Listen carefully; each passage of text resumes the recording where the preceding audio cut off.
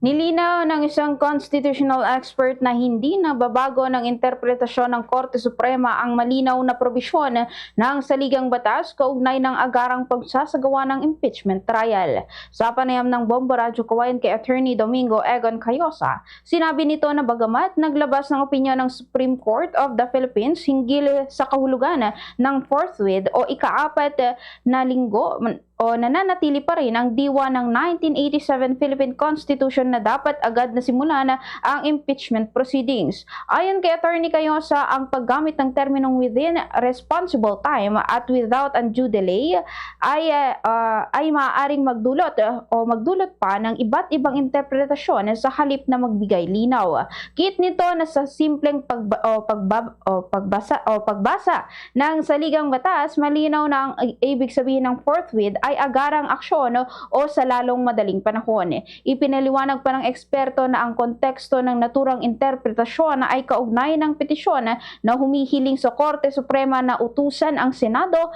na simulan ang pagdinig ng impeachment case.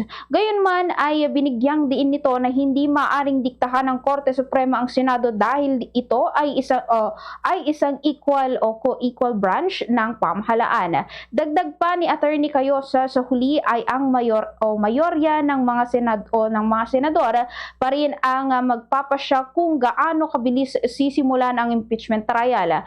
Anya may posibilidad na gamitin ng ilang mambabatas ang bagong interpretasyon upang magpaliban.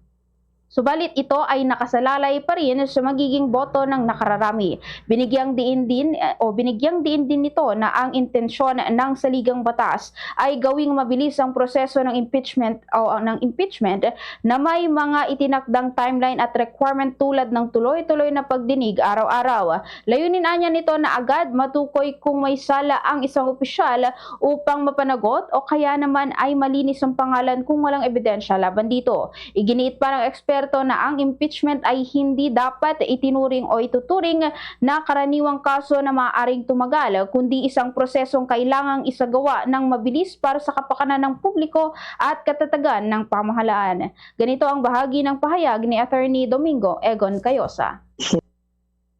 With Tagalog version ng ating Constitution, agad. Itong tinatawag na definition o clarification ng Supreme Court na yung forthwith daw is within reasonable time and dagdag natin without undue delay kasi meron din silang binanggit na ganyan. So yan, ang konteksto niyan dapat ilagay natin dun sa konteksto, dun sa petisyon na kung saan may mga mamamayan tayo na nagpetisyon sa Supreme Court para sabihan ang Senado noon na simulan na yung pagdinig dun sa impeachment case.